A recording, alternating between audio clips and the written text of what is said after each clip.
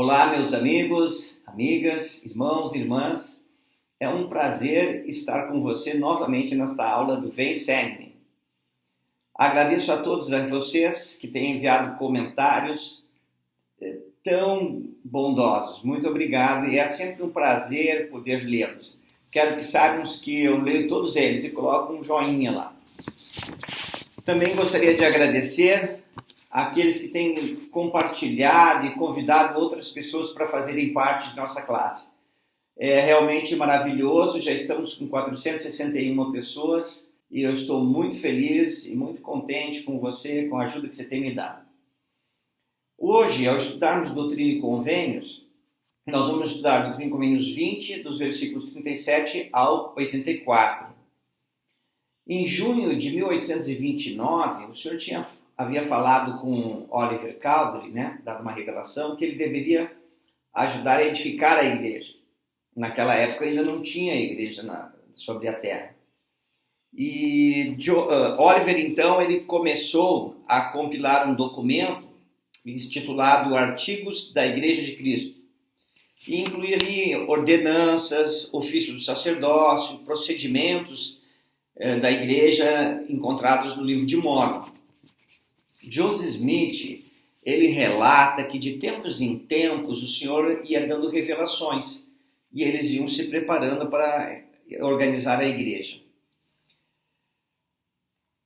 Então eles criaram um documento, cujo nome era Os Artigos e Convênios da Igreja de Cristo, que fornecia uma visão geral das crenças da Igreja de Jesus Cristo e de seus ofícios e suas ordenanças.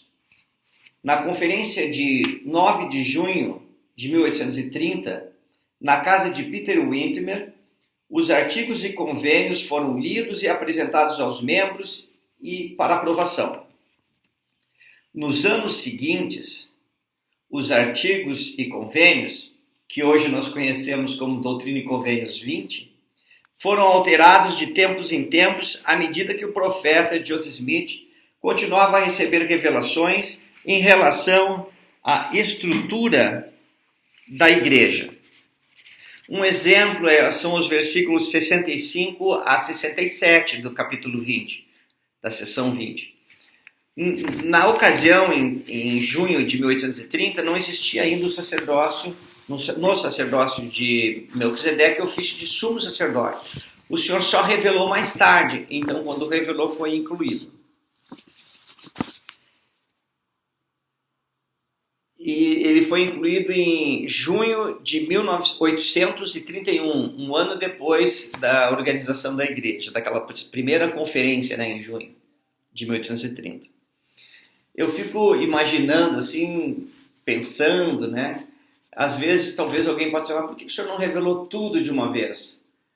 Irmãos, irmãs, a restauração, ela continua, mesmo nos dias de hoje, continua acontecendo a restauração. E hoje nós vemos a igreja bem mais organizada, desenvolvida, com os coros dos 70 espalhados pelo mundo todo. E isso foi acontecendo passo a passo. Mas eu fico pensando, eu e você, às vezes nós, olhando tudo isso, é para nós ficarmos assim, nossa, que extraordinário, que maravilhoso. Mas talvez você fique pensando, mas por que não revelou tudo? Então, eu gostaria de compartilhar com vocês uma pergunta que veio à minha mente enquanto preparava esta lição. Já pensou se a Igreja de Jesus Cristo dos Santos dos Últimos Dias fosse apenas tudo o que você conhece sobre a Igreja, como ela seria? É algo para se pensar, Então, nós temos os profetas recebendo revelações, a igreja se espalhando pelo mundo inteiro. Quanto mais eu vejo, mais eu fico admirado. Mas se fosse você o profeta e a igreja fosse somente o que você conhece do Evangelho, como ela seria? Seria bem diferente, Por isso que nós temos profetas, apóstolos, para dirigir a igreja do Senhor de acordo com a vontade do nosso Salvador Jesus Cristo. Então vamos começar lendo o versículo 37 de Doutrina e Convênios 20, que diz assim: e também à guisa de mandamento à igreja, com respeito ao modo de batizar, todos aqueles que se humilharem perante Deus e desejarem ser batizados e se apresentarem com o coração quebrantado e o espírito contrito, e testificarem à igreja que verdadeiramente se arrependeram de todos os seus pecados e estão dispostos a tomar sobre si o nome de Jesus Cristo, e tendo o firme propósito de servi-lo até o fim, e realmente manifestarem por suas obras que receberam o Espírito de Cristo para a remissão de seus pecados, serão recebidos pelo batismo na igreja. Fim da leitura. O que eu gostaria de salientar aqui é aqueles que estão com o coração quebrantado e um espírito contrito estão prontos para o batismo. Mas o que significa isso? O presidente Asa Taft Benson, viveu entre os anos de 1899 até 1994 e ele presidiu a Igreja do Salvador. Ele ensinou sobre o que significa ter um coração quebrantado e um espírito contrito. Vamos aprender nas palavras do presidente Benson, abre aspas: a tristeza, segundo Deus, é um dom do Espírito. É o profundo reconhecimento de que nossas ações ofenderam nosso Pai e nosso Deus. É a consciência clara e inequívoca de que nosso comportamento levou o Salvador, aquele que não conheceu o pecado e é o maior de todos, à agonia e ao sofrimento. Nossos pecados levaram-no a sangrar por todos os poros. É a verdadeira angústia mental e espiritual que as Escrituras chamam de um coração quebrantado e um espírito contrito. Fim da citação. Ensinamentos do presidente da Igreja, Asa Taft Benson, 2014, página 90, edição de 2014. Então, essa angústia, né, mental e espiritual de ter feito coisas que são contrárias à vontade de Deus e que fizeram o nosso Salvador sofrer, isso significa ter um coração quebrantado e um espírito contrito. E todos que assim se encontram são aceitos para serem batizados. Eu e você já passamos por esse processo e nos batizamos na Igreja de Jesus Cristo nos últimos dias. Eu gostaria de estender um convite a todos vocês que não são membros da igreja, mas que assistem às aulas regularmente. Eu sei pelo menos de 3 de vocês, não sei se tem mais, pode deixar um recadinho aí.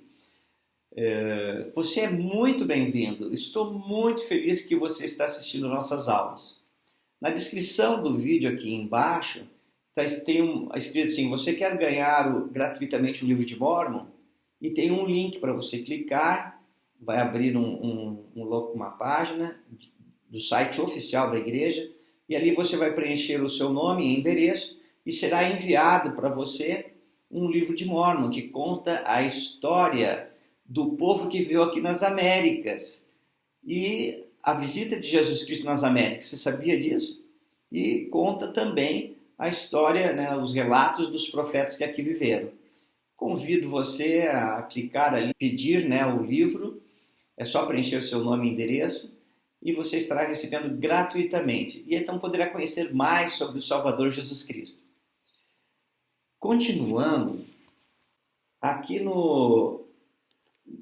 nesta parte de Doutrina e Convênios 20, dos versículos 38 até os 59, relata sobre os ofícios do sacerdócio, élder, sacerdote, mestre, diácono, mas eu gostaria de salientar somente o versículo 41. Antes, eu queria ler o versículo 72 e 73. Vamos ler lá. O batismo deve ser administrado da seguinte maneira a todos os que se arrependerem. A pessoa que foi chamada por Deus e tem autoridade de Jesus Cristo para batizar, descerá a água com aquele que se apresentou para o batismo e dirá, chamando-o pelo nome: Tendo sido comissionado por Jesus Cristo, eu te batizo em nome do Pai, e do Filho, e do Espírito Santo. Amém. Fim da leitura. Vamos voltar agora para o 41, como um dos deveres dos elders, né? E confirmar os que são batizados na igreja pela imposição de mãos para o batismo de fogo e do Espírito Santo, de acordo com as Escrituras. Fim da leitura. Então, um dos deveres, né, do elder é ele impor as mãos sobre a cabeça daquele novo converso que acabou de ser batizado e confirmar ele como membro da igreja e conferir a ele o dom do Espírito Santo.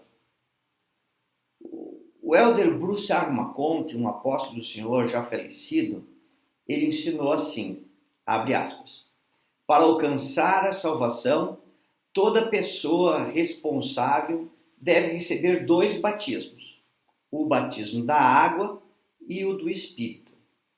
O batismo do Espírito é chamado de batismo do fogo e do Espírito Santo.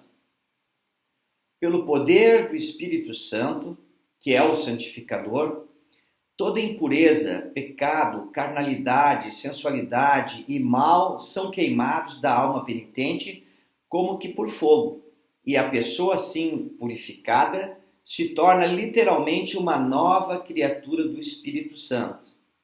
Ela nasce de novo. O batismo do fogo não é algo adicional ao recebimento do Espírito Santo. Pelo contrário, é a real fruição do dom, que nos é oferecido pela imposição das mãos no momento do batismo. A remissão dos pecados, disse o Senhor, é obtida por batismo e pelo fogo, sim, pelo Espírito Santo. Os que recebem o batismo de fogo são cheios como que de fogo. Fechar aspas, fim da citação. Imagine, irmãos, todos nós que conhecemos o Evangelho, que estávamos com nossos corações quebrantados, espírito contrito, desejosos de seguir o Salvador, pesarosos por ter feito coisas que nos afastam de Jesus Cristo, e voltando, mudando de direção da nossa vida para seguir o Salvador, recebemos o batismo da água, que simboliza a morte, sepultamento e ressurreição de Cristo, e logo após, por alguém que tem a autoridade de Deus, através de imposição das mãos, recebemos o dom do Espírito Santo, que é também chamado de batismo de fogo. Isso pode acontecer no exato momento em que a pessoa está sendo ordenada ou algum momento depois, quando a pessoa realmente recebe o Espírito Santo. O que eu gostaria de compartilhar com você é que, devido à expiação de Jesus Cristo, ao realizarmos o batismo, tanto o batismo da água como do fogo, nós recebemos a purificação devido à expiação do Salvador. E podemos retornar à presença da deidade, de nosso Pai Celestial, Jesus Cristo, o Espírito Santo. Temos o direito à companhia constante do Espírito Santo. Continuando, olha que coisa extraordinária. O Senhor, ele ensina sobre abençoar o sacramento. E quais são as palavras exatas que deveriam ser faladas. E nessas palavras, a pessoa que faz a oração, ela vai ler ou falar de memória exatamente a mesma oração, todos os domingos, em todas as capelas, em todos os lugares do mundo. É tão importante estas 2 orações que os profetas têm nos ensinado que a reunião mais especial que nós temos na igreja é a reunião sacramental, onde temos a oportunidade de compartilhar o sacramento. Lembra que eu havia comentado sobre o batismo de fogo? Quando nós, eu e você, nos batizamos, nós recebemos uma purificação do Espírito, não é? Quando nós compartilhamos o sacramento, vamos ver a leitura das 2 orações. Versículo 77. Ó Deus, Pai eterno, nós te rogamos em nome de teu Filho, Jesus Cristo, que abençoes e santifiques este pão para as almas de todos os que partilharem dele, para que o comam em lembrança do corpo de teu Filho e testifiquem a ti, ó Deus, Pai eterno, que desejam tomar sobre si o nome de teu Filho e recordá-lo sempre, e guardar os mandamentos que ele lhes deu, para que possam ter sempre consigo o seu espírito. Amém. Fim da leitura. Agora vamos para o 79. Ó Deus, Pai eterno, nós te rogamos em nome de teu Filho, Jesus Cristo, que abençoes e santifiques este vinho para as almas de todos os que beberem dele, para que o façam em lembrança do sangue de teu Filho, que por eles foi derramado, e testifiquem a ti, ó Deus, Pai eterno, que sempre se lembram dele, para que possam ter consigo o seu Espírito. Amém. Fim da leitura. Apenas um lembrete aqui na oração, quando abençoa aqui o vinho, hoje nós abençoamos água. Mas o Senhor deu uma revelação em Doutrina e Convênios 27, versículos de 2 a 4, ensinando que não importa o que você bebe, desde que você faça com os olhos fitos na glória de Deus. E então, Josué introduziu que nós deveríamos abençoar utilizando água. Nós vamos estudar isso um pouco mais adiante. Mas o que eu gostaria de mostrar é que a oração do sacramento, a participar desta ordenança, o propósito é nos lembrarmos do Salvador Jesus Cristo e de sua expiação. E renovar os convênios que fizemos do batismo. Lembra que durante o batismo, o batismo de água e do Espírito Santo, nós falamos do poder santificador do Espírito Santo, que santifica, que ele nos purifica de toda impureza, pecado, carnalidade, sensualidade e mal são queimados da alma penitente como que por fogo, e assim a pessoa purificada se torna literalmente uma nova criatura do Espírito. Foi o que nós tínhamos lido há pouquinho tempo.